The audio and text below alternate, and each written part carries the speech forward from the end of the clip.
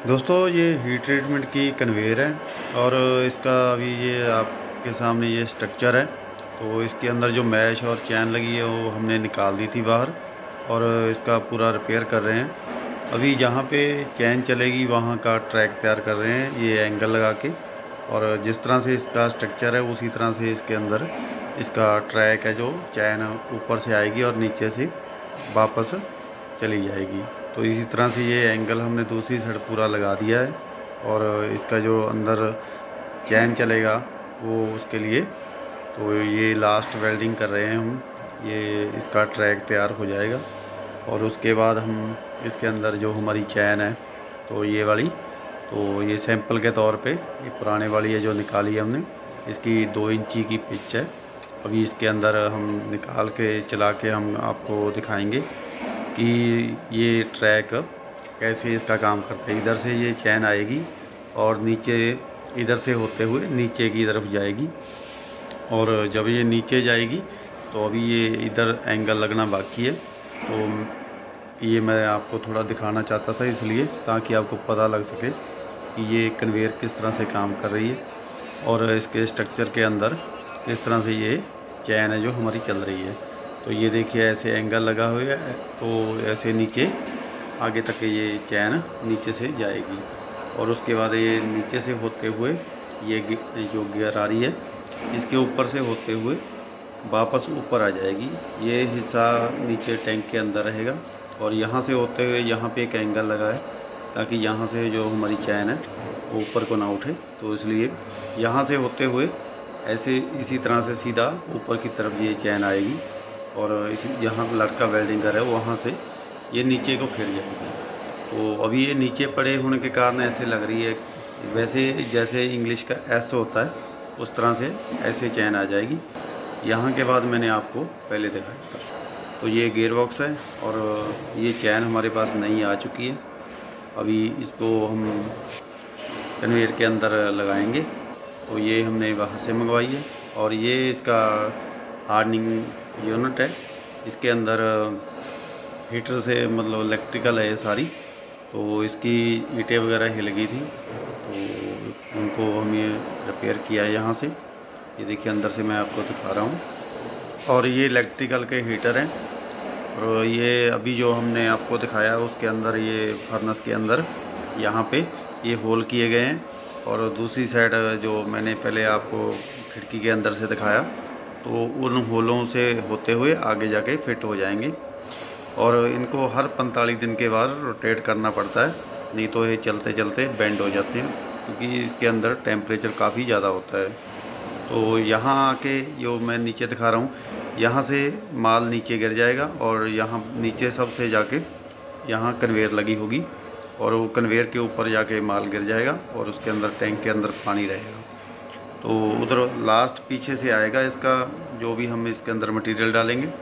और ये ऊपर ग्लास फूल लगी है तो ये बहुत ज़्यादा टेम्परेचर झेल लेती है। तो कुछ इस तरह से ये हमारी फर्नेस है। तो ये टैंक है, इस टैंक के अंदर ये कन्वेयर लगी रहेगी और जब ये फिट हो जाएगी और नीचे से इसके माल होके ये टेम्परिंग की तरफ चला जाएगा। और ये टैंक है और टैंक के बिल्कुल लास्ट तक जाके ये कन्वेयर पूरी की पूरी इसके अंदर फिट हो जाती है।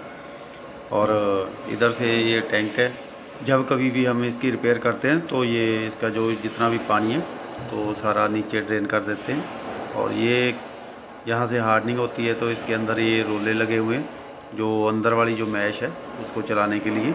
तो ये गियर बॉक्स लगा है, इसके साथ में चैनें लगी हैं, तो ये सारा मैकेनिज्म एक ही गियर बॉक्स से चलता है। तो और ऊपर से ये चैन है तो यहाँ से माल डालते हैं तो सीधा आगे जाके पानी के अंदर गिर जाता है। और इसके साथ काफ़ी मैकेनिज्म लगे हुए और ये मैश चलते चलते बढ़ जाती है, लंबी हो जाती है, तो इसके लिए एक जगह दी गई है तो उसके अंदर ये लंबी फैलती रहती है। तो उसके बाद ये वाटर पंप इसको ठंडा करने के लिए लगे हैं और ये पाइपें लगी हैं जो आप देख रहे हैं। तो ये एयर से इसको ठंडा रखती है, इसके वायरिंग सिस्टम जितने भी हैं। और ये वाली चैन है जो हमने पहले निकाल दी है और उसके साथ जितनी भी हमारी ये 2 इंच की चैन 2 इंची पिच की चैन थी वो भी निकाल दी। और ये पत्तियां पड़ी हैं जो साइड में इसके फिट होंगी। अभी आगे चल के मैं आपको दिखाऊंगा। और ये रॉडें हैं इसके अंदर, थोड़ा इसके अंदर मॉडिफिकेशन करना था। ये रॉडें ज़्यादा लंबी थी तो फंस जाती थी। कुछ इस तरह से ये कन्वेयर पूरी तैयार हो जाएगी। और ये हमारे पास एक अलग से यूनिट है, उसके अंदर ये कन्वेयर लगी हुई है। और इसके अंदर ये मैश है जो वो कुछ दूसरी मैश से अलग है, और इसके अंदर बिल्कुल भी गैप नहीं है। और जो अभी हम रिपेयर कर रहे हैं उसके अंदर गैप है। ये अलग अलग काम के लिए, पर्पज़ के लिए अलग अलग है दोनों। और ये टेम्परिंग है आगे लगी हुई, इसी तरह इसके अंदर माल बाहर निकालेगी और इसके बाद टेम्परिंग में जाएगा। और टेम्परिंग से होता हुआ इसके अंदर तो ये यहाँ से बाहर निकल जाएगा। और बाहर होने के बाद ये हमारा माल है पूरा तैयार हो जाएगा। जो भी इसके अंदर से मटेरियल हार्ड करने के बाद टेम्परिंग करेंगे, तो आपको पता ही है कि टेम्परिंग करना ज़रूरी है। तो इसके लिए ये अलग से ये यहाँ पे गियर बॉक्स लगा हुआ है जो टेम्परिंग कन्वेयर को चलाता है। और ये दूसरी कन्वेयर होगी जो टैंक में से पानी से जो भी हमारा मटेरियल होगा उसको लेके बाहर आएगी। तो और इसके पीछे ये भी एक हार्डनिंग है और ये गैस वाली है। और इसके अंदर गैस से काम लिया जाता है, उसके अंदर इलेक्ट्रिकल से। और ये ब्लोर लगा है इसके साथ, और ये एलपीजी की पाइप लगी हुई है। और इसका मैकेनिज्म उससे भी अलग है, ये झटके से चलती है। इसके अंदर ट्रे लगी होती है, ये मैं आपको झटका दिखा रहा हूँ। जब ये रोटेट करेगा तो इसका टाइमिंग है, टाइमिंग के बाद ये ऊपर की जो ट्रे है उसको झटका देगी। और झटके से जितना भी होगा इसके अंदर माल थोड़ा थोड़ा करके अंदर गिरता रहेगा कन्वेयर के पास यहाँ से।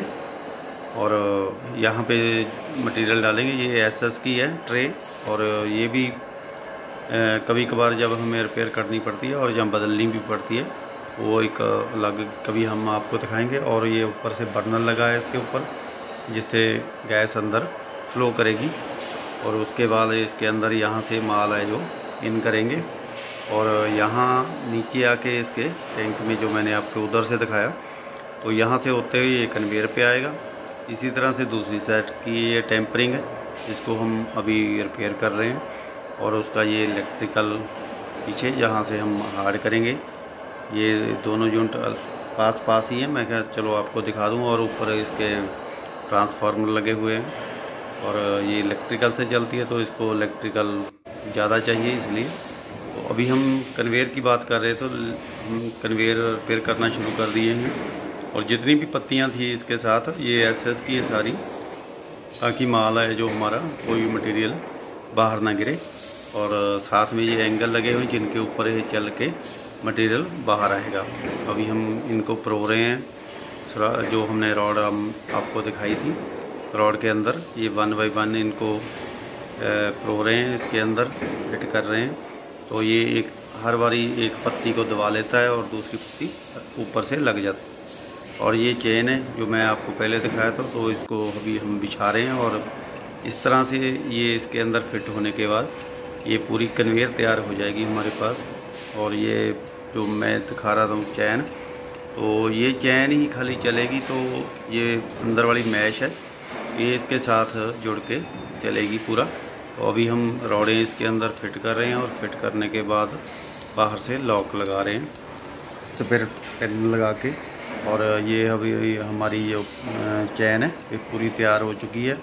और अभी इसको रोल करके हम आगे लेके जाएंगे और स्ट्रक्चर के लिए। तो ये हमारी रेडी है। इसके बाद अभी स्ट्रक्चर के अंदर फिट करेंगे। वीडियो आपको कैसी लगी दोस्तों, लाइक और शेयर ज़रूर करें। और हो सके तो मेरे चैनल को ज़रूर सब्सक्राइब करें ऐसी वीडियो देखने के लिए, ताकि अगर आपको भी कोई ऐसी प्रॉब्लम आए तो इसको देख के आप अपनी चैन या कन्वेयर को रिपेयर कर सकें।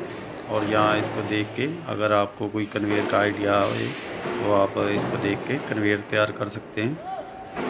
और अभी हमने ट्रैक बनाया था इसके लिए, जिसके अंदर ये कन्वेयर चलेगी, तो इसके अंदर अभी हम इसको फिट करने जा रहे हैं। इसके अंदर प्रो रहे हैं, काफ़ी भारी होने के कारण काफ़ी मतलब जद्दोजहद से काफ़ी मुश्किल होता है काम ये।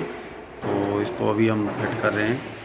तो फिट होने के बाद ये कन्वेयर को टैंक के अंदर डाल देंगे। तो उसके बाद ये कन्वेयर जो हमने आपको पहले कन्वेयर दिखाई थी उसी तरह से ये जितना भी इसके अंदर कोई भी मटेरियल होगा तो उसको बाहर निकालने के लिए ये कन्वेयर हमारे काम आएगी।